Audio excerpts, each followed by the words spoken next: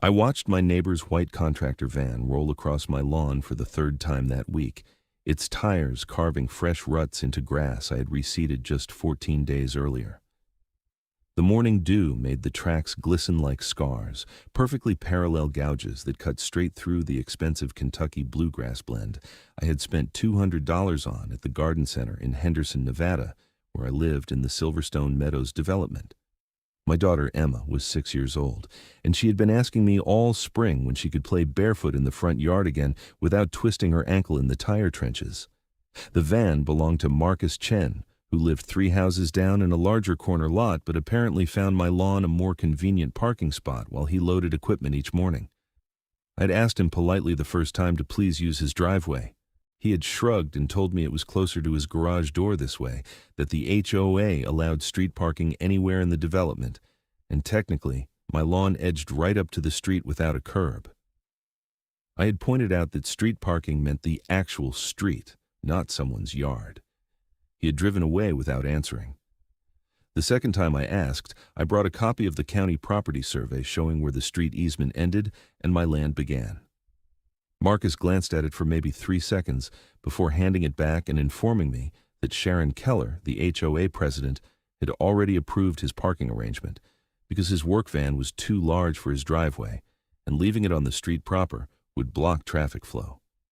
This was demonstrably false, since the streets in Silverstone Meadows were wide enough to land a small aircraft, but Marcus seemed confident in his lie. I called Sharon Keller that same afternoon. She was a 52-year-old woman whose primary hobby appeared to be making everyone within a 3-mile radius miserable through selective enforcement of neighborhood rules.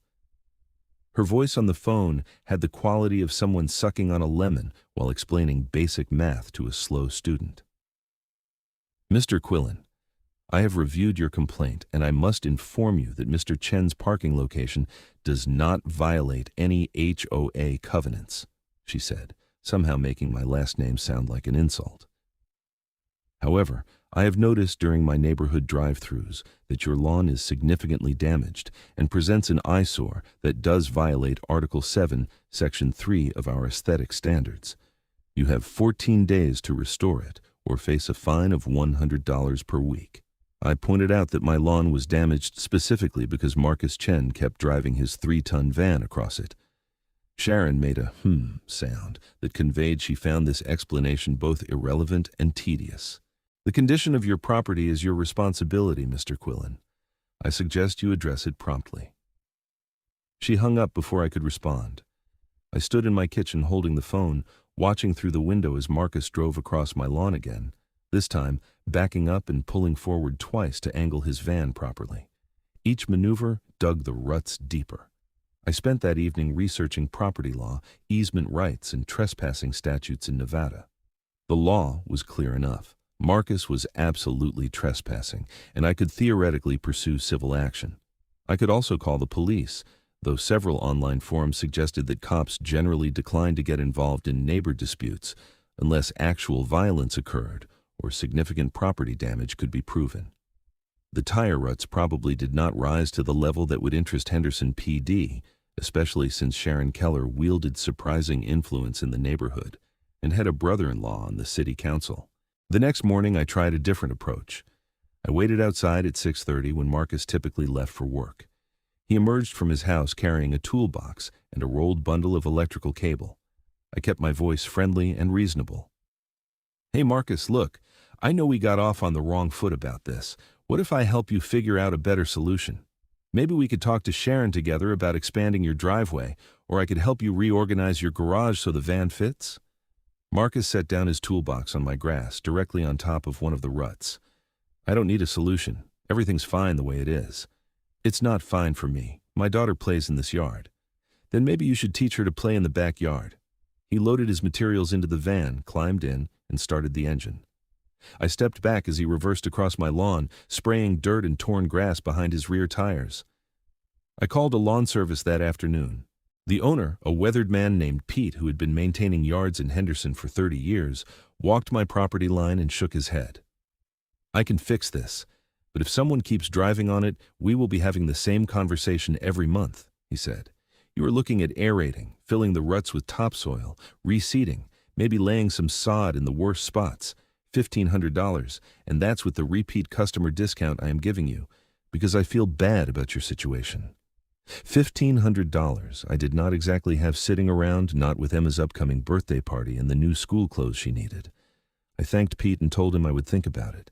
He handed me his card and mentioned that his daughter did landscape design, more high-end stuff than his basic lawn service, but she knew all sorts of tricks for problem properties. She is expensive, but she is smart, Pete said. Might come up with something I would not think of. I pocketed the card and walked Pete to his truck. Across the street, Sharon Keller stood in her driveway pretending to check her mailbox while obviously watching our conversation. She wore white capri pants and a pink visor, despite the October weather being nowhere near hot enough to require sun protection. When she saw me looking, she pulled a few envelopes from her mailbox and made a show of sorting through them, then marched across the street toward me. "Mr. Quillen, I hope you are taking steps to address your lawn situation," she called out while still 20 feet away. "The 14-day grace period I provided is more than half over." "I'm working on it, Sharon." "Mrs. Keller, please. We maintain proper formality in Silverstone Meadows." She stopped at the edge of my property, careful not to step onto my damaged grass. "I also need to inform you that I have received complaints about your daughter's toys being left in the front yard overnight. Bicycles and play equipment must be stored out of sight after 7 p.m. per Article 4, Section 9. Emma's small pink bicycle had been lying on its side near the garage door last night because she had dropped it there after dinner, and I had been too tired to move it before collapsing on the couch. One night, one bicycle, and apparently this warranted a formal complaint. "I will make sure to put it away," I said. "See that you do. Silverstone Meadows maintains certain standards that everyone must uphold." Sharon glanced at the ruts in my lawn with an expression of deep satisfaction. "I trust you understand that continued violations will result in escalating fines and potential legal action from the HOA." She walked back to her house, her white tennis shoes squeaking slightly with each step. I imagined several responses I could have made, most of them involving creative suggestions about where Sharon could file her complaints. But I kept my mouth shut because antagonizing the HOA president seemed like a reliable way to make my life even worse. That weekend, I took Emma to the park instead of letting her play at home. She asked why we had to drive somewhere when we had a perfectly good yard, and I did not have a good answer that a 6-year-old would understand. How do you explain petty tyranny and property rights disputes to someone who still believed the world was fundamentally fair? On Monday morning, Marcus drove across my lawn twice, once when leaving for work and again when he returned at lunch to grab something he had forgotten. I watched both violations from my home office window where I worked as a freelance grant writer for nonprofits, a job that paid adequately but not extravagantly. Each time his van crossed my property, I felt my blood pressure spike and forced myself to breathe slowly and think about something else. The HOA fine notice arrived on Wednesday, delivered in a crisp white envelope with the Silverstone Meadows logo embossed on the return address. Sharon Keller's signature appeared at the bottom in aggressive cursive. $100 for failing to maintain my lawn to community standards, with photographic evidence attached, showing the tire ruts from multiple angles. The photos had been taken at dawn, judging by the light, which meant Sharon had walked over to my property specifically to document the damage for her records. I paid the fine because the alternative was letting it escalate, but I also pulled out Pete's business card and looked at the phone number for his daughter's landscape design business. The card read, Rosewood & Associates, Landscape Architecture and Design, with a Henderson address and a cell number below the name Rachel Rosewood. I called that evening after Emma went to bed. The phone rang 4 times before a woman answered, her voice slightly out of breath. "This is Rachel." "Hi, my name is Simon Quillen. Your father Pete gave me your card. He said you might be able to help with a complicated lawn situation." "Complicated how?" She sounded intrigued rather than annoyed, which I took as a good sign. I explained the whole situation, the neighbor, the trespassing, the HOA president who fined me for damage I did not cause, the repeated destruction of any repair work. Rachel listened without interrupting, and I heard what sounded like a pencil tapping against a table in the background. "So you need a solution that physically prevents the parking without creating a new HOA violation or technically blocking street access," she said when I finished. And it needs to look intentional and attractive enough that the HOA cannot claim you have made the property worse. Exactly. Is that even possible? Possible? Yes. Cheap? No. But if you are already dumping $1,500 into lawn repairs that will just get destroyed again, we might be able to do something smarter with that money. The pencil tapping stopped. I can come look at the property this Saturday morning if that works. 10 o'clock? We confirmed the appointment, and I hung up feeling something I had not felt in weeks. A small kernel of hope that maybe this situation had a solution beyond endless surrender or escalating conflict. Saturday morning arrived cold and clear, the kind of perfect autumn weather that Henderson occasionally produces between the brutal summer heat and the mild winter. I had Emma help me pick up the yard, partly because it needed doing and partly to keep her occupied so she would not pepper a stranger with 6-year-old questions the moment they arrived. We were stuffing fallen leaves into a yard waste bag when a dark green pickup truck pulled up across the street and a woman climbed out carrying a tablet and a camera. Rachel Rosewood was maybe 35, with dark hair pulled back in a practical ponytail and the kind of tan that came from working outside rather than lying by a pool. She wore jeans and work boots and a canvas jacket, and when she shook my hand, her grip was firm and her palm had calluses. She looked at my lawn the way a surgeon might examine an X-ray, professionally detached but clearly assessing damage. "That's impressive in a depressing sort of way," she said, walking along the tire ruts. "Your neighbor drives a commercial van, full size. Ford Transit, the big one, probably weighs 3 tons loaded. And he does this daily? Sometimes twice daily." Rachel took several photos with her tablet, then pulled up something that looked like a property survey. "Your father sent me the county records already. I wanted to confirm the exact property line before I came out."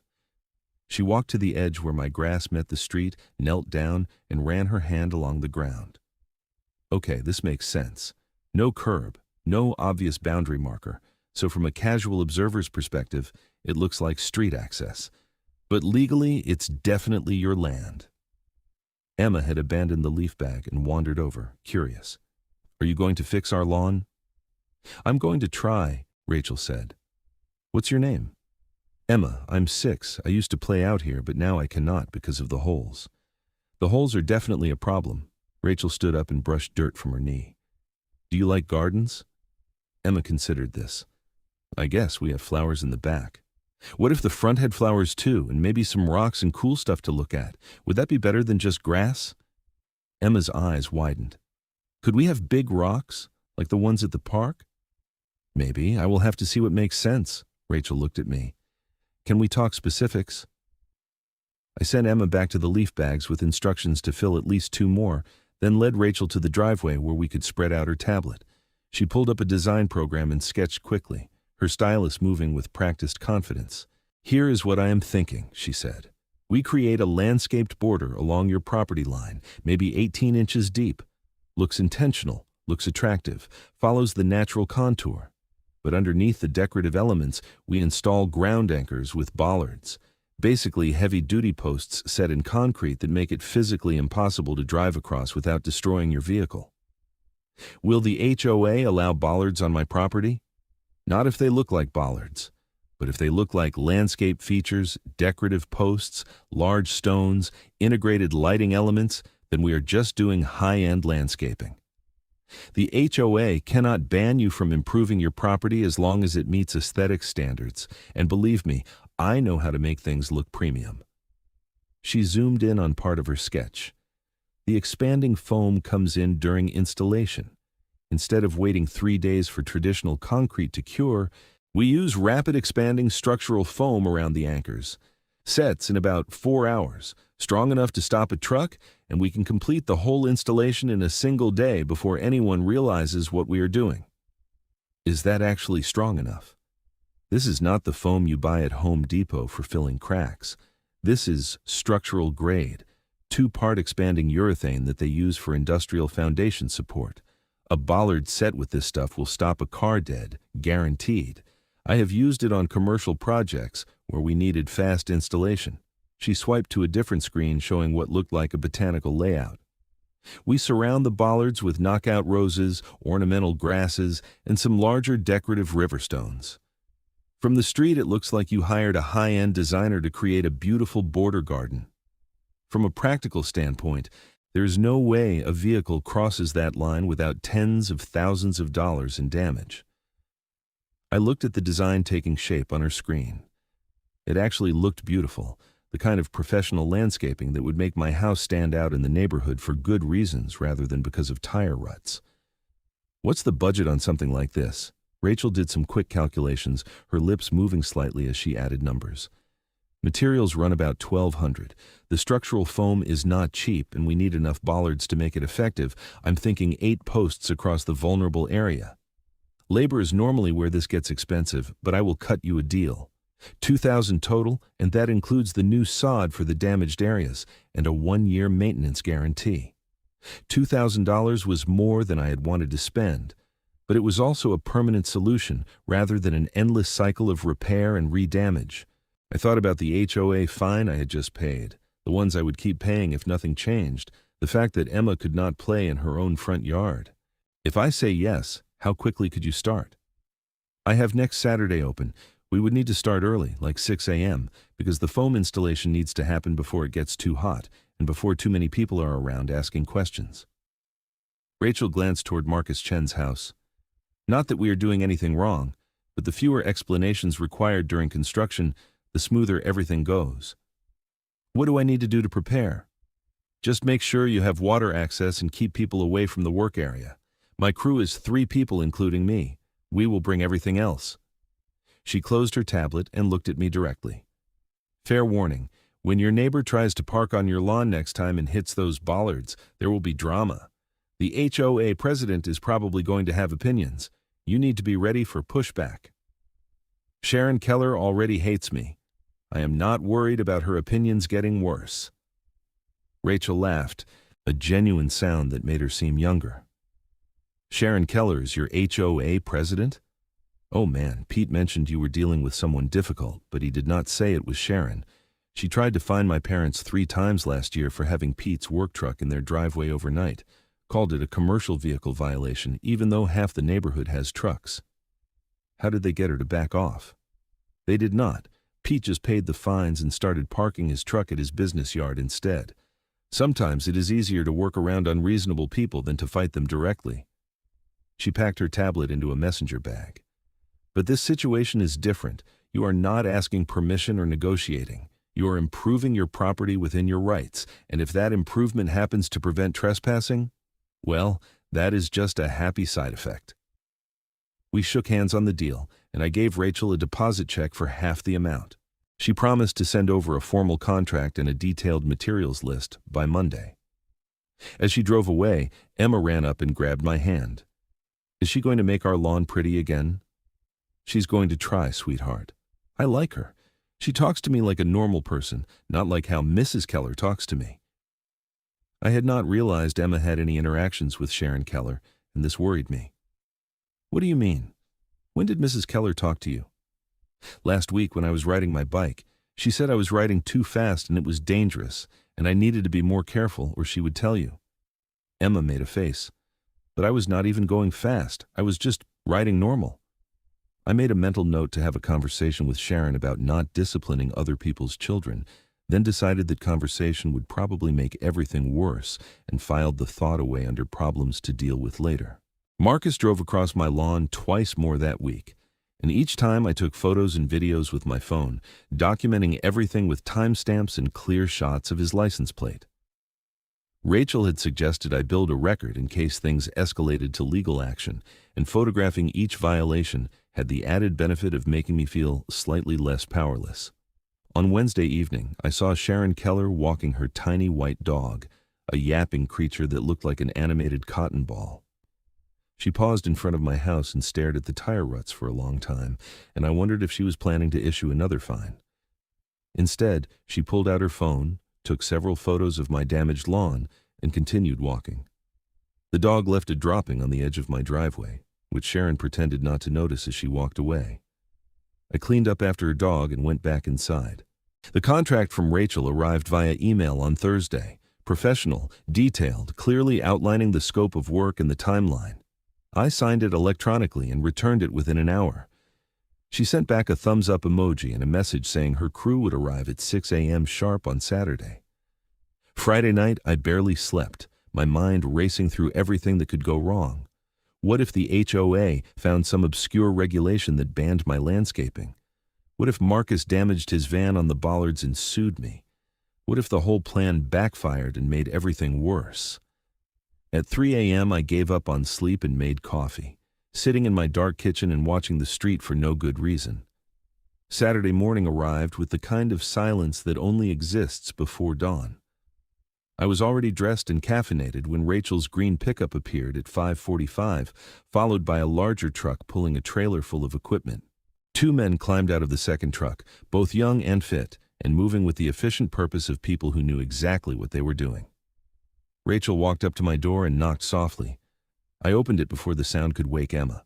"We are going to start with the demolition and ground prep," she said quietly. "It will get loud around 7 when we start drilling for the anchor posts, but we will be fast. I brought you this." She handed me a folder. Copy of the contract, copy of the property survey with our work area highlighted, copies of all the HOA landscaping regulations we are complying with, and a technical spec sheet on the bollards that shows they meet county safety standards for decorative barriers. If Sharon or anyone else shows up asking questions, you have documentation. You have done this before. I have dealt with Sharon Keller before. Documentation is armor. She turned to head back to her crew, then paused. "Also, you might want to keep your daughter inside or in the backyard until we finish the foam installation. The fumes are not dangerous once it sets, but during the expansion process, it is better if kids are not breathing it." I promised to keep Emma occupied and went back inside to make breakfast. Through the kitchen window, I watched Rachel and her crew work with impressive speed and coordination. They stripped away the damaged grass along the property line, then marked 8 locations with spray paint. One of the crew members started up what looked like a heavy-duty auger and began drilling holes 3 feet deep and probably 18 inches wide. By 7:30, the noise had woken Emma, who immediately ran to the window to watch the construction. I made her pancakes and told her the workers needed space to do their job safely. She ate breakfast while providing running commentary on everything she observed. That lady is super strong. She's carrying a huge pole thing. Those are the posts that will hold the decorations. Why are they so big? To make sure everything stays in place even when it is windy. This satisfied her curiosity for approximately 90 seconds before she launched into a dozen more questions about soil composition, concrete versus foam, and whether she could help dig holes. I distracted her with a movie in the living room while keeping one eye on the front window. By 9 a.m., Rachel and her crew had positioned all 8 bollards, each one a 6-inch steel pipe that extended about 18 inches above ground level, and presumably went at least 3 feet down into the augured holes.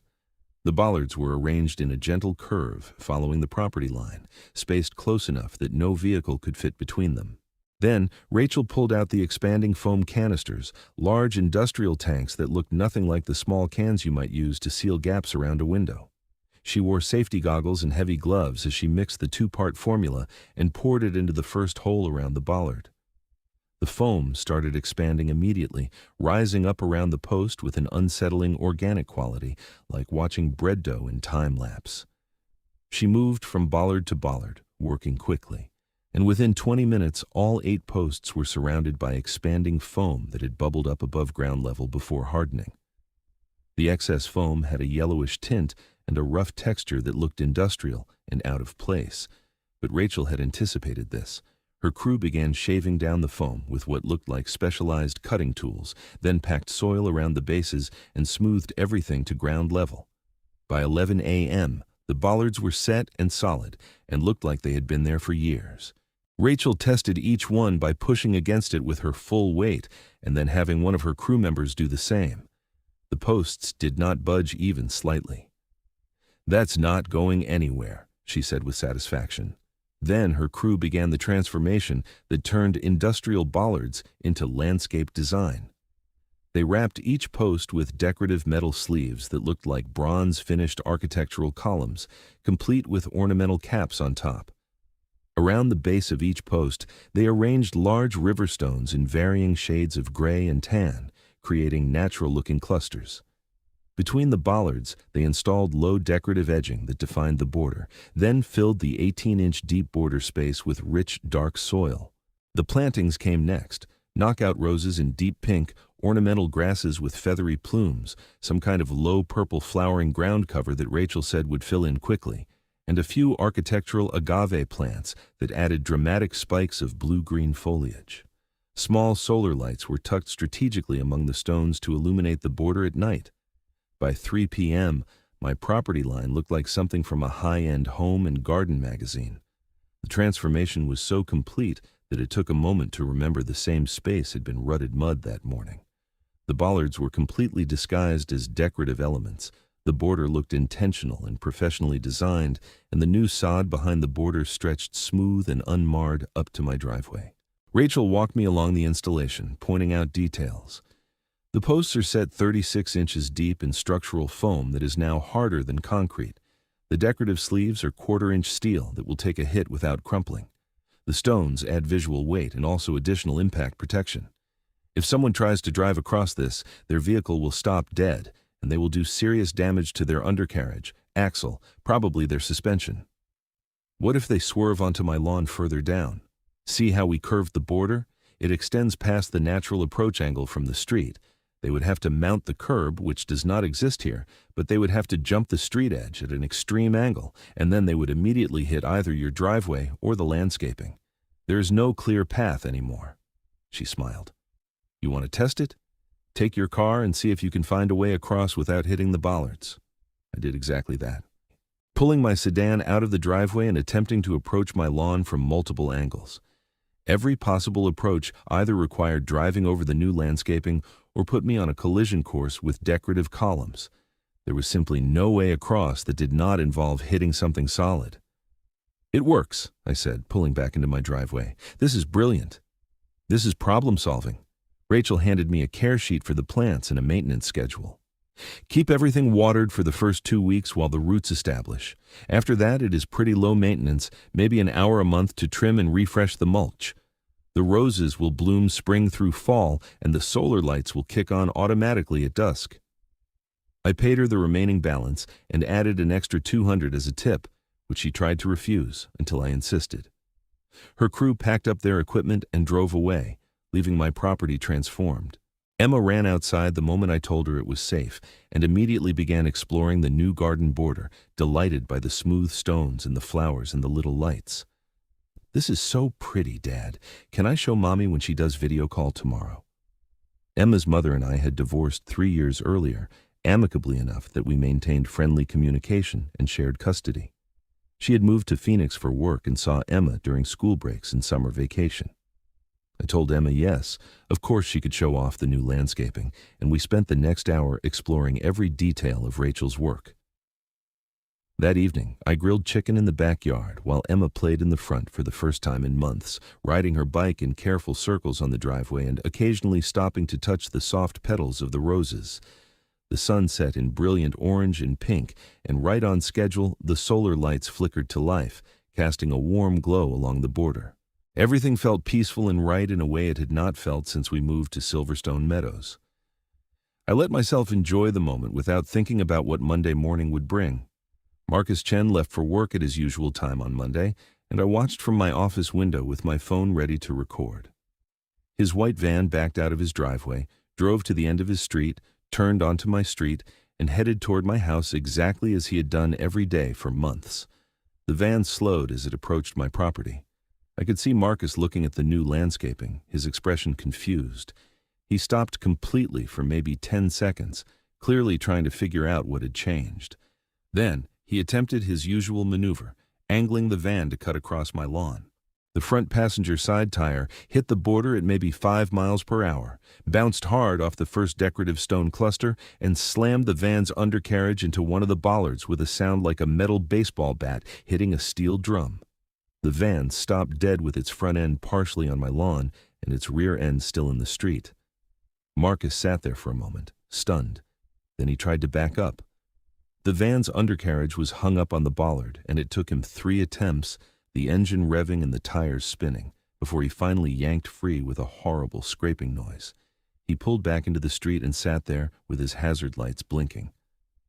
I walked outside with my coffee mug, the very picture of innocent curiosity. Marcus climbed out of his van and stared at the damage. His front bumper was cracked and clear fluid was dripping from somewhere underneath.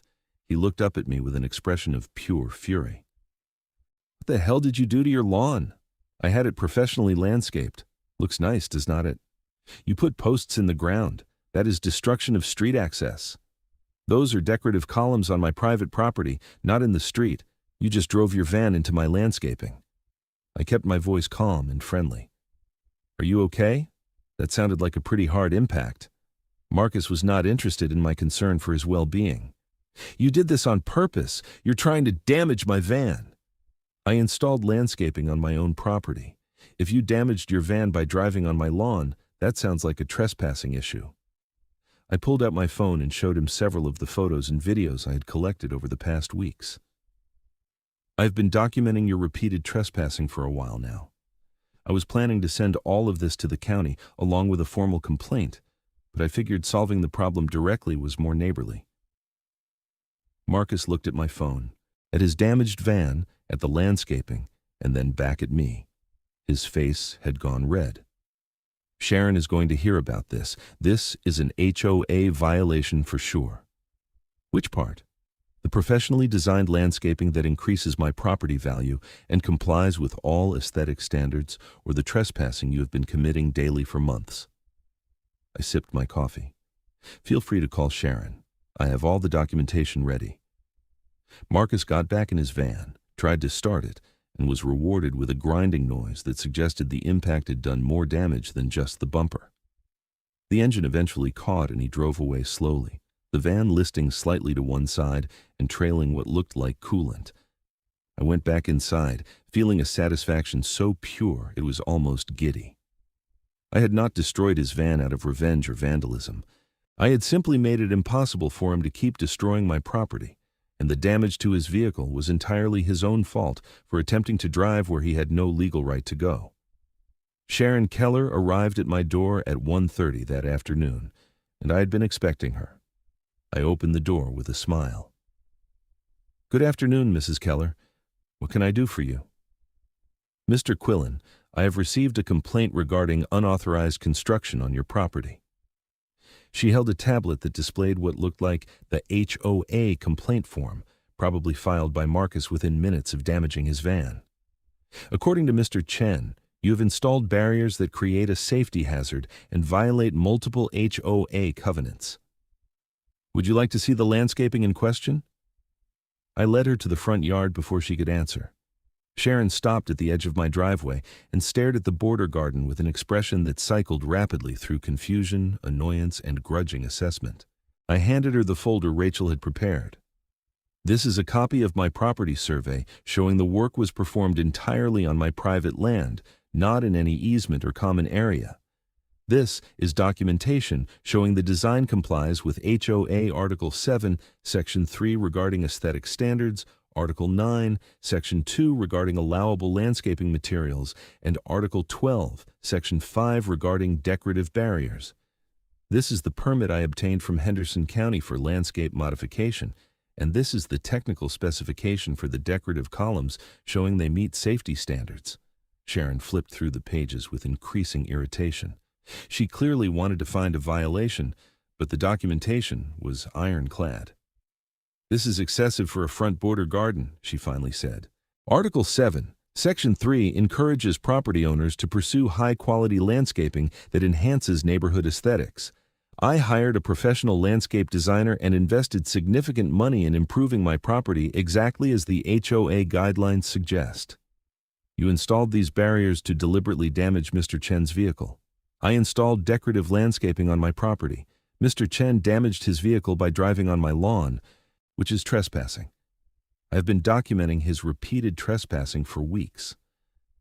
I pulled out my phone and showed her the same collection of photos and videos I had shown Marcus.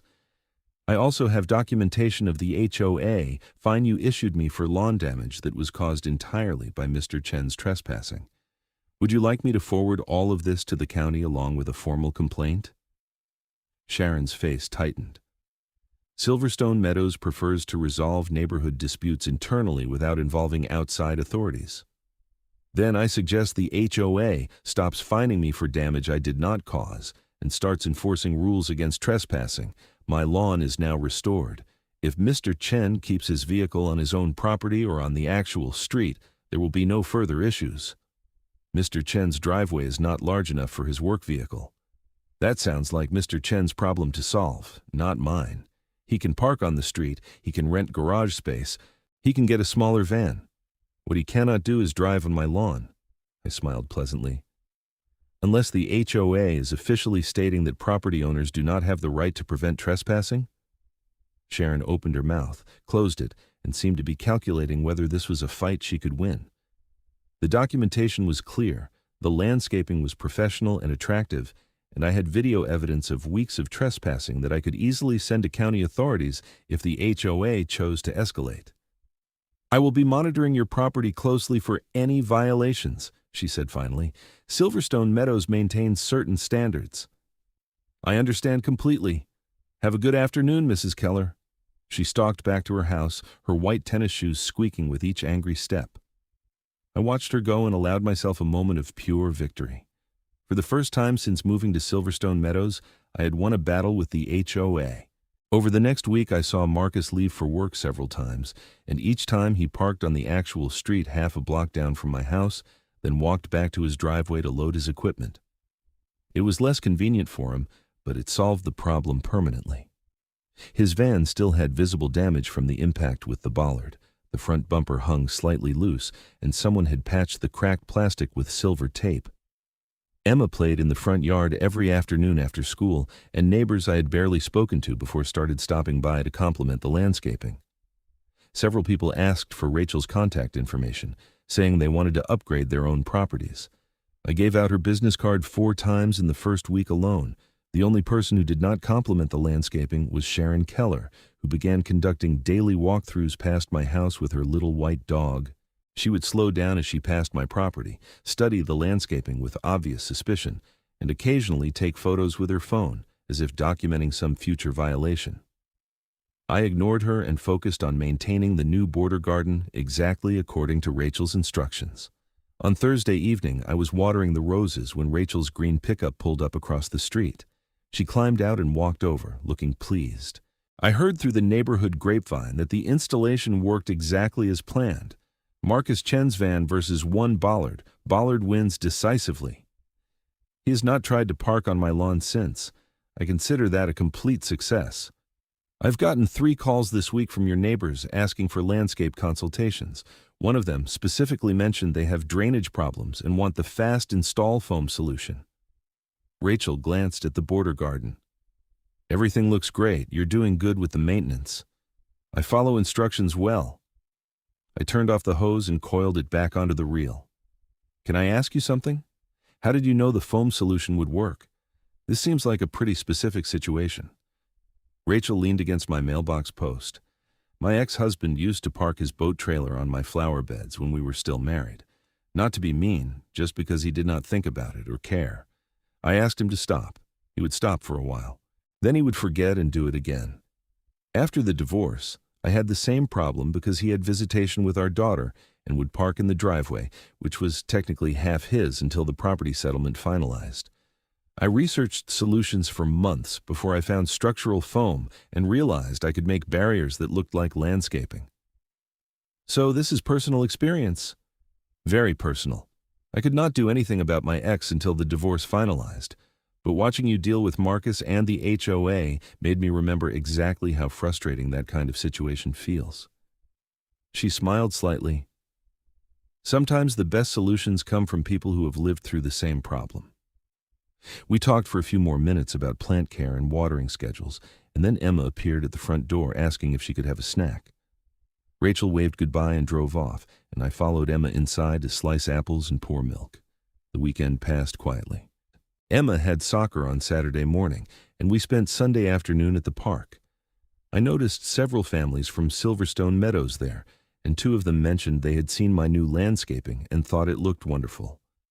One man complained about Sharon Keller's aggressive fine policies, and we commiserated about HOA overreach for a while before his kids demanded he push them on the swings. Monday morning, Marcus drove past my house without slowing down, his van still showing damage from the bollard impact. I felt a small surge of satisfaction every time I saw that taped-up bumper. Tuesday afternoon, Sharon Keller left a notice on my door, a printed form stating that the HOA board would be conducting a comprehensive review of all properties in Silverstone Meadows to ensure compliance with updated guidelines. The notice was addressed to all residents, but it had clearly been placed on my door specifically because Sharon wanted me to know I was being watched. I filed the notice in my desk drawer and promptly forgot about it. On Wednesday evening, I was making dinner when Rachel called.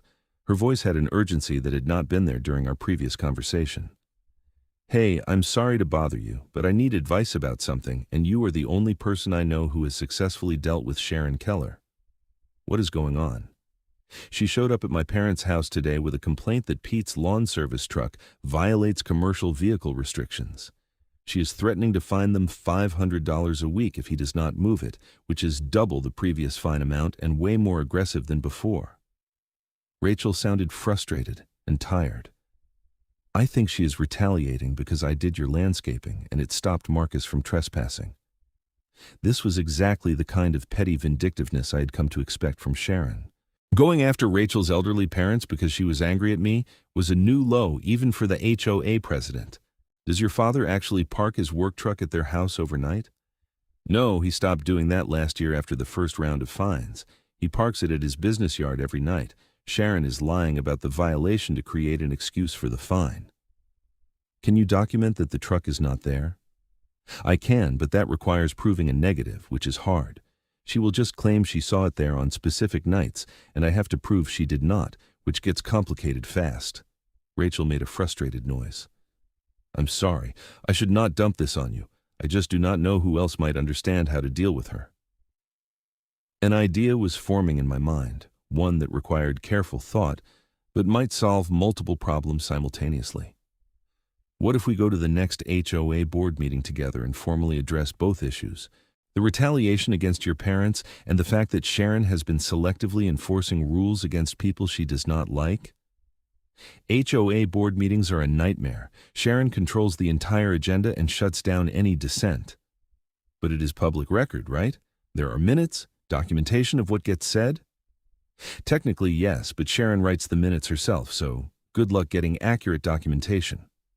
Rachel paused. Why? What are you thinking? I'm thinking that if enough people in Silverstone Meadows are frustrated with Sharon's selective enforcement and retaliation, maybe it is time to actually show up to a board meeting in numbers and demand accountability. She can shut down 1 or 2 people, but she cannot shut down 30 people all making the same complaints. Rachel was quiet for a moment, considering. You would have to organize that, get people to actually care enough to show up. I have 4 neighbors who asked for your contact information in the past week. Every single one of them complained about Sharon when I gave them your card. I bet there are a lot more people who feel the same way but think they are alone. The idea was expanding as I spoke, turning into something like a plan. What if we just asked? Send out a neighborhood email, post on whatever community forums exist, and see if anyone else wants to address HOA issues at the next meeting. Sharon will flip out if you try to organize opposition to her.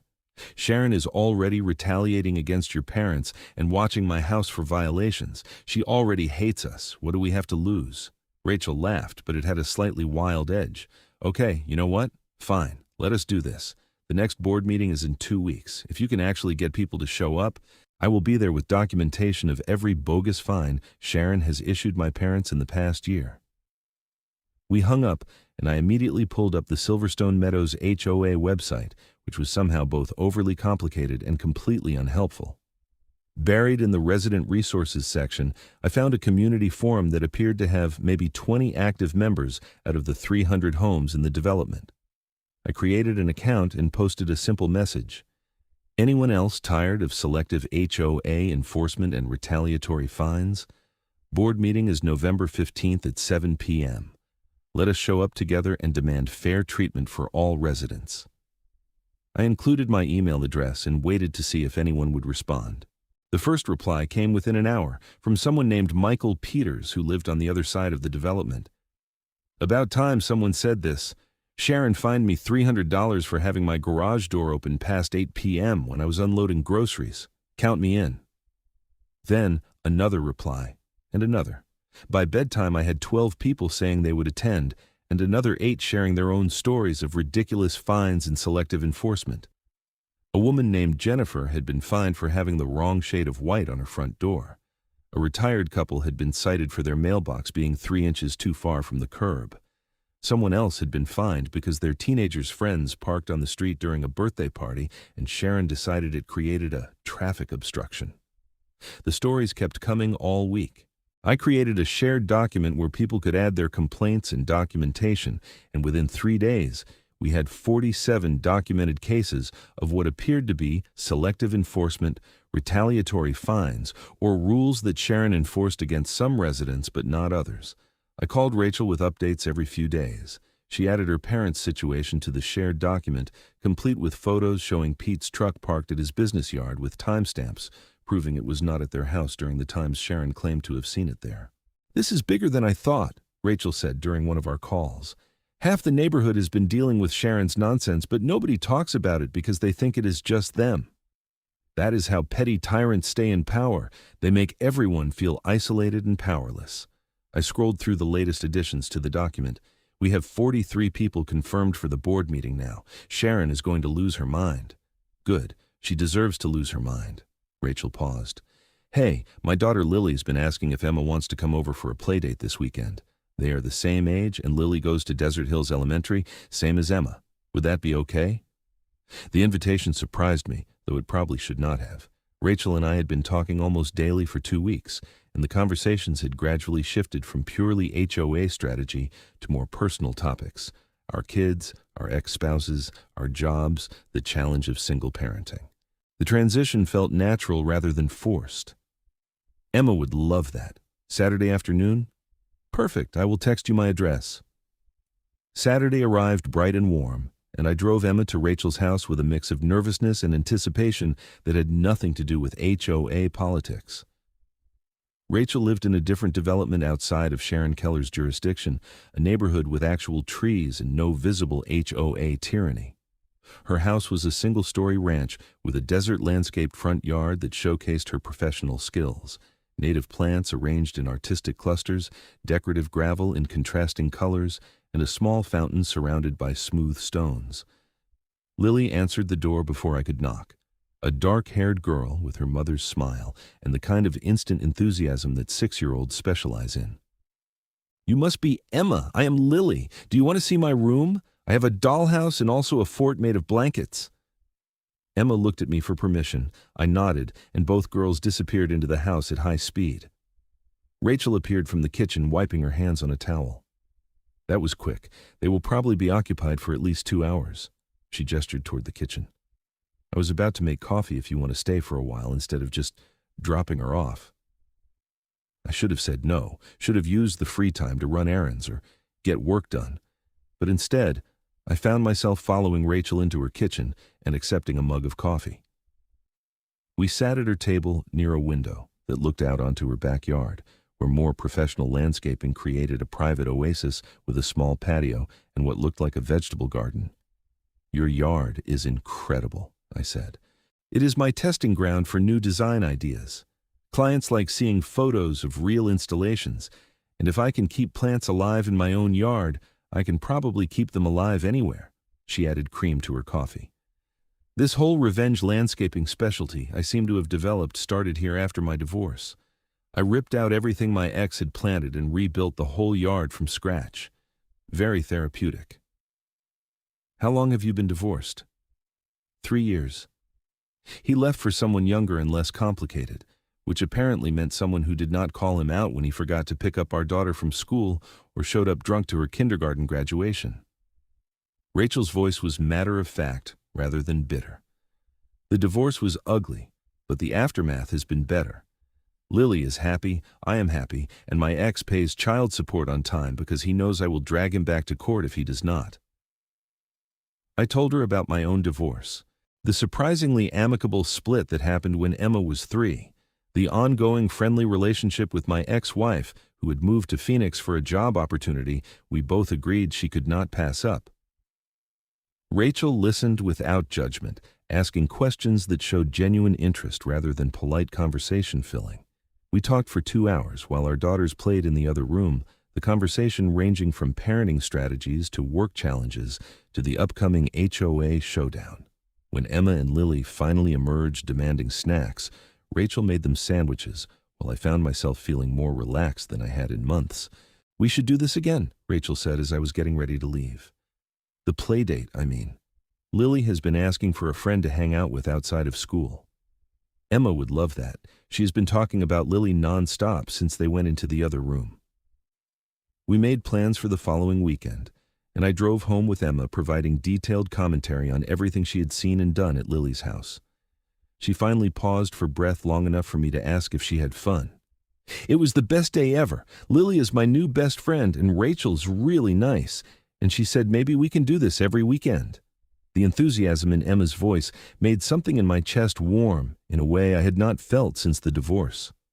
I had dated a few times over the past 3 years, but nothing serious and nothing that involved Emma meeting anyone. This felt different somehow, more organic and right, growing naturally out of circumstances rather than forced through dating apps or awkward setups. The week leading up to the HOA board meeting passed in a blur of preparation. The shared document of HOA complaints grew to 53 documented cases.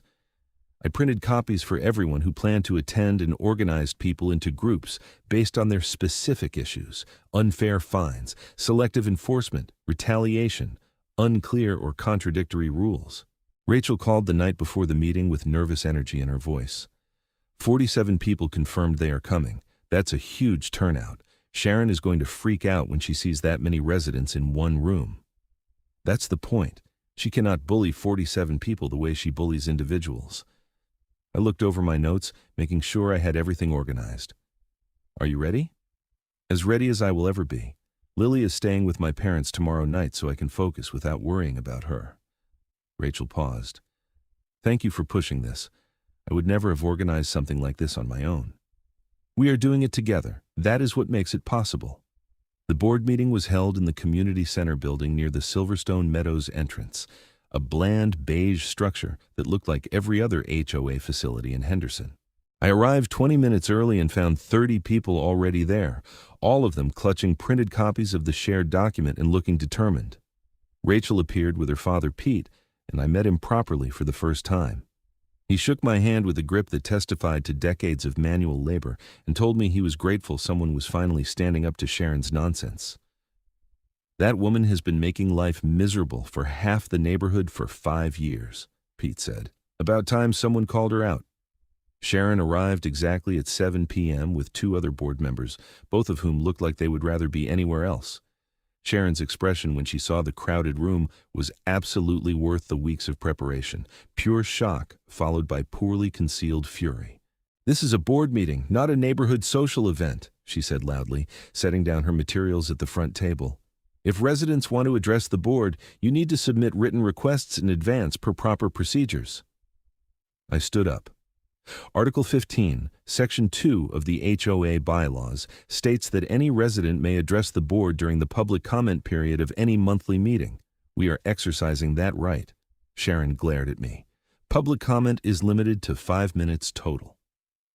Article 15, Section 2 actually states 5 minutes per resident, not total. I had checked this detail 3 times. We have 47 residents here tonight who want to address the board. By my math, that is 3 hours and 55 minutes of public comment, though I suspect we can be more efficient than that. The room erupted in murmurs of agreement. Sharon looked at the other 2 board members, clearly hoping for support, but they both avoided eye contact. One of them, a tired-looking man named Doug, actually nodded at me with what looked like approval. Sharon called the meeting to order with obvious reluctance and rushed through the standard opening business, reading of previous minutes, financial report, old business. Then she reached the public comment portion and looked at the assembled residents with barely contained hostility. "Who wishes to speak first?" I stood again. "I think it would be most efficient if we address the pattern of issues rather than going resident by resident.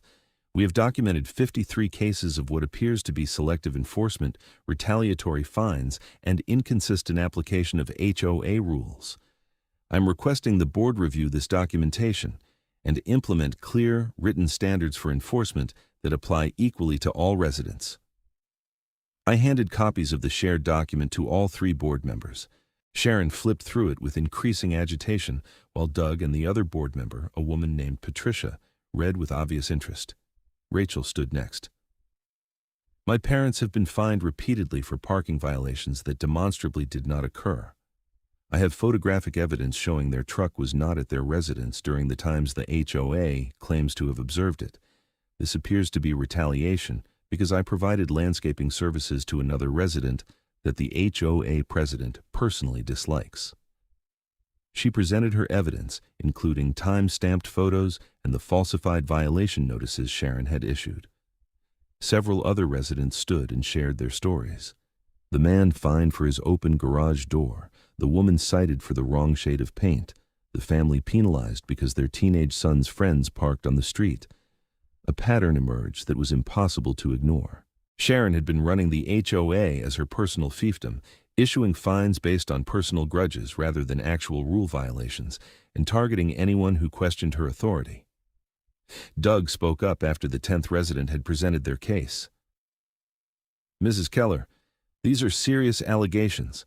Some of these fines appear to have been issued for violations that are not actually specified in our covenants. Can you explain your enforcement rationale? Sharon's face had gone red. I enforce rules that maintain neighborhood standards, which is my responsibility as president. If residents were less concerned with questioning legitimate authority and more concerned with following basic guidelines, we would not have these issues. That does not answer my question, Doug said.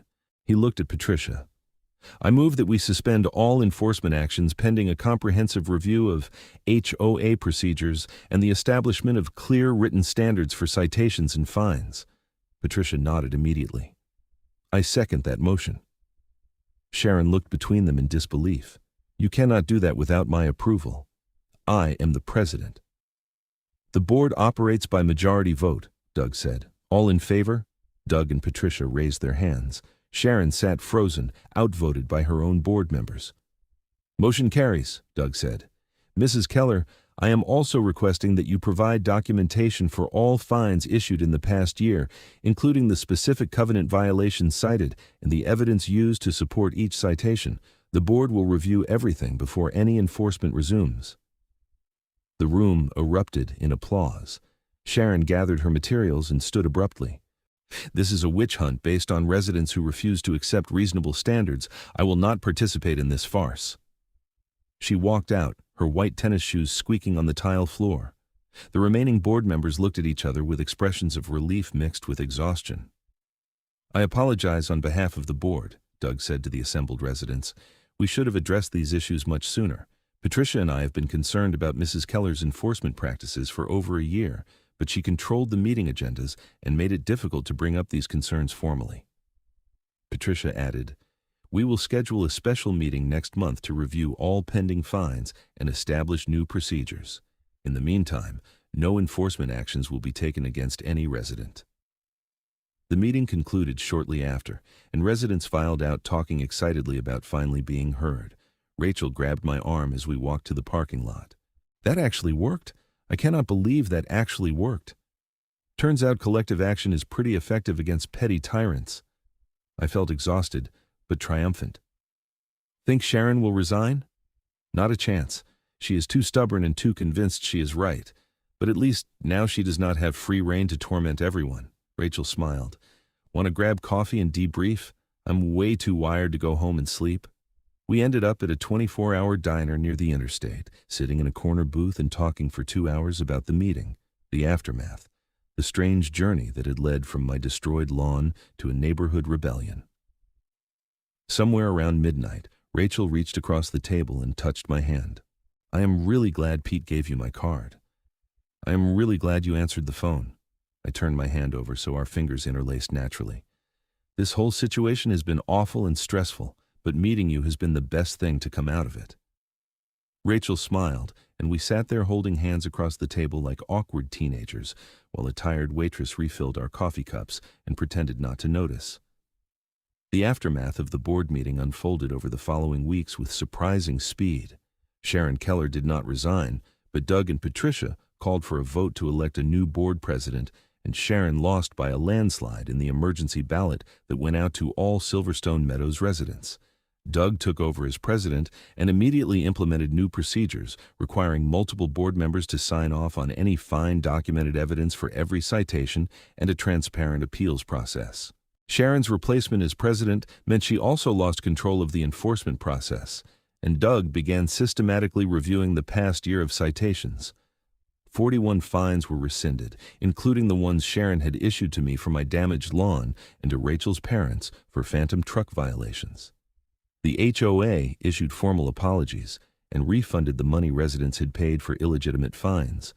Marcus Chen received a certified letter informing him that the HOA had documented multiple instances of his van trespassing on my property, and that future violations would result in fines against him rather than me. His damaged bumper remained taped up for another month before he finally got it properly repaired. Rachel and I started dating officially, though it felt less like a sudden beginning and more like acknowledging what had already been developing naturally over the previous months. Our daughters were thrilled, having already decided they were best friends and that their parents' dating was simply a logical extension of that friendship. On a Saturday in early December, Rachel and I were installing winter plants in my front border garden while Emma and Lily played on the driveway. The solar lights flickered on as the sun set, casting warm light across the landscaping that had started this whole chain of events. "You know what is funny?" Rachel said, settling a purple flowering kale into the soil. "If Marcus had never driven on your lawn, we never would have met. I would have just kept running my business and you would have kept dealing with Sharon alone, and neither of us would be here right now." "So you are saying we should thank Marcus for being a terrible neighbor?" "Absolutely not. But I'm saying sometimes the worst situations lead to the best outcomes if you handle them right." She stood and brushed dirt from her knees. "Speaking of which, I have been thinking about something." "What is that?" "My lease is up in February. Lily loves it here in Silverstone Meadows, especially now that Sharon is not running everything like a dictator. And there is a house for sale 2 streets over from you, bigger than my rental, with an amazing yard that I already have about 50 design ideas for." She looked at me carefully. "Would it be too fast if we were living in the same neighborhood? I do not want to rush things or make you uncomfortable." I thought about the past months, the partnership that had developed organically, the easy way we fit into each other's lives, the way Emma and Lily had bonded. I thought about sitting in diners at midnight and installing gardens together and building something real out of what had started as a property dispute. "I think it would be perfect," I said. Rachel smiled and kissed me, and in the background our daughters cheered like this was the outcome they had been planning all along. The house 2 streets over became Rachel's in January after a surprisingly smooth closing process. Emma and Lily could now ride bikes between our houses in under 5 minutes, a fact they tested repeatedly and reported with scientific precision. Rachel's parents helped with the move, and Pete made jokes about Sharon Keller the entire day, clearly delighted that his daughter had not only found happiness, but had done so in the very neighborhood that had caused so much frustration. Sharon herself had become a diminished presence in Silverstone Meadows, still living in her house but no longer wielding power over her neighbors. She occasionally walked her little white dog past my house and glared at the landscaping that had defeated her proxy Marcus, but she never spoke to me and I never acknowledged her. Some battles you win by fighting, others you win by simply outlasting your opponent's relevance. Marcus Chen eventually moved away in March, having decided that living near someone who had documented his trespassing and cost him several $100s in van repairs was too uncomfortable. A young couple bought his house and immediately complimented my front yard landscaping, asking for Rachel's contact information. She gained another client and I gained neighbors who respected property boundaries. By summer, the border garden had matured into exactly what Rachel had promised, a beautiful, functional barrier that transformed the property line from a vulnerability into an asset. The roses bloomed in waves of pink and red, the ornamental grasses swayed in the desert breeze, and the solar lights created a welcoming glow every evening. Emma and Lily played in the front yard constantly now, their laughter filling the space that had once been torn up by tire ruts. On a warm evening in June, Rachel and I sat on my front porch watching our daughters chase fireflies while the last light faded from the sky. The neighborhood was quiet except for distant music from someone's backyard barbecue and the occasional car passing on the street. "You ever regret moving to Silverstone Meadows?" Rachel asked, given everything that happened. I thought about the question seriously. The HOA drama, the destroyed lawn, the stress and frustration, and late nights documenting violations. Then, I looked at Rachel beside me, at our daughters playing together, at the community we had helped reform by refusing to accept injustice quietly. "Not even a little bit," I said. "Everything that happened led to this. I would do it all again exactly the same way." Rachel leaned her head on my shoulder. "Even the expanding foam. Especially the expanding foam. Best $2,000 I ever spent." She laughed, and I put my arm around her, and we sat there watching fireflies and children and the solar lights glowing along the border garden that had changed everything. The decorative columns stood silent and immovable, exactly as they had been designed, protecting what mattered while looking beautiful doing it. Sometimes the best revenge is not destruction or retaliation, but simply building something better than what existed before. Sometimes standing up to bullies requires nothing more than documentation, organization, and refusing to be isolated. And sometimes a destroyed lawn and a can of expanding foam lead to exactly the life you did not know you needed. The HOA never bothered me again. Marcus never came back. Sharon Keller eventually moved to a different development where presumably she found new people to antagonize. And Rachel and I kept building our life together, one garden at a time, with decorative bollards standing guard over the property line where everything had started. Emma asked me once why the columns in the front yard were so strong, why they did not move even when she pushed against them as hard as she could.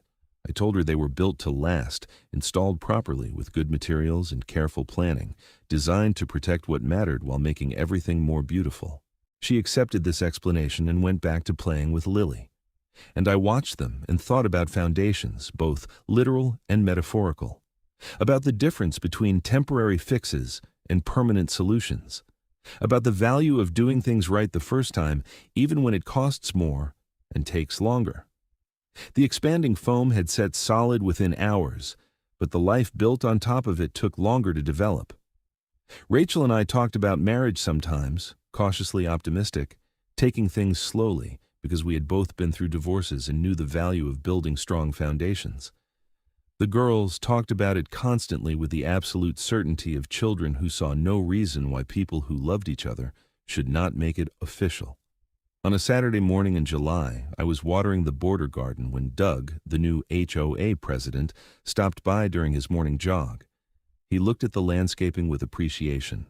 "This is still the best property in Silverstone Meadows," he said. "You set a standard that a lot of other residents are trying to match. Rachel has been making a fortune on design consultations." "She deserves it. She is incredibly talented." "She is, and you deserve credit too for standing up to Sharon when the rest of us were too tired or intimidated." Doug stretched his hamstrings against my mailbox post. "The board has been talking about establishing a Good Neighbor Award, recognizing residents who contribute positively to the community. We want you and Rachel to be the first recipients." I tried to refuse, feeling awkward about receiving an award for what had essentially been self-defense, but Doug insisted. The award ceremony happened at the August HOA meeting, which I attended with Rachel and our daughters. The community center was full of neighbors who applauded when Doug presented us with plaques recognizing our contributions to improving Silverstone Meadows. Sharon Keller was not present, having stopped attending meetings after her removal as president. I wondered sometimes if she felt any regret or self-awareness about her behavior, but ultimately it did not matter. She was no longer my problem to solve or worry about. The plaques went up on our respective walls, and life continued its steady forward motion. Rachel's business thrived as word spread about her creative solutions to property problems. My grant writing work remained steady, providing the flexibility to be present for Emma while still paying the bills. We settled into rhythms and routines, the comfortable patterns of people building a life together deliberately and carefully. In September, Rachel moved her office into my house, working from my spare room while Lily started first grade at the same school Emma attended. We did not officially live together yet, both of us maintaining our separate houses, but the line between her space and my space blurred more each week. Her coffee maker appeared in my kitchen. My extra clothes showed up in her closet. The girls moved freely between both houses as if they were extensions of the same home. "We are basically living together already," Rachel said one evening while we cooked dinner in my kitchen, the girls doing homework at the table behind us. "We are just paying for 2 mortgages instead of 1. Are you suggesting we make it official?" "I'm suggesting we stop pretending we need 2 houses when we all want to be in the same place." She stirred the pasta sauce thoughtfully. "Lily and Emma have been sharing a room when they sleep over anyway. They want bunk beds and matching desks. We could give them that."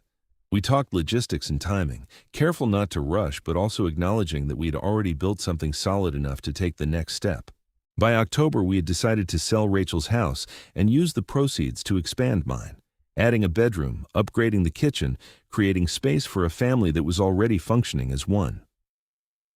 The construction started in November and finished in January, transforming my house into our house with room for everyone and everything we needed. The girls got their bunk beds and matching desks in a shared room they had decorated with purple paint and glow-in-the-dark stars. Rachel got a proper office with space for her design work. I got a partner who understood both landscaping and standing up to petty tyrants, which turned out to be exactly the combination I needed. We got married in March in Rachel's parents' backyard, a small ceremony with close friends and family. Pete walked Rachel down the aisle, looking proud and slightly emotional. Emma and Lily served as flower girls and bridesmaids simultaneously, wearing matching lavender dresses and carrying baskets of rose petals from the border garden that had started everything. Doug attended as a guest and told the story of the legendary HOA board meeting to anyone who would listen, embellishing it slightly more with each retelling. Marcus Chen did not attend, having moved to Arizona and hopefully learned to respect other people's property. Sharon Keller received an invitation because Rachel had insisted it was the diplomatic thing to do, but she declined without comment. The border garden appeared in the background of our wedding photos, the decorative columns standing solid and beautiful and permanent, exactly as they had been designed to do. The expanding foam that held them in place had long since settled and solidified, supporting weight it had been engineered to bear, protecting what needed protecting while looking ornamental and intentional. Years later, when people asked how Rachel and I met, we told them the truth. We met because someone kept parking on my lawn and I needed a creative solution. The story always got laughs and questions about the expanding foam, about whether it really worked, about how we went from property dispute to marriage. The answer was always the same. We went from property dispute to marriage by recognizing that the best solutions to problems come from working together, from refusing to accept injustice, from building something better than what existed before. We went from neighbors to partners to family because we understood that strong foundations matter, that permanent solutions beat temporary fixes, and that sometimes the worst situations lead to the best outcomes if you handle them right. The border garden still stands exactly where Rachel installed it all those years ago. The bollards still solid and unmoved, the plants mature and flourishing, the solar lights glowing every evening to illuminate the property line where everything changed.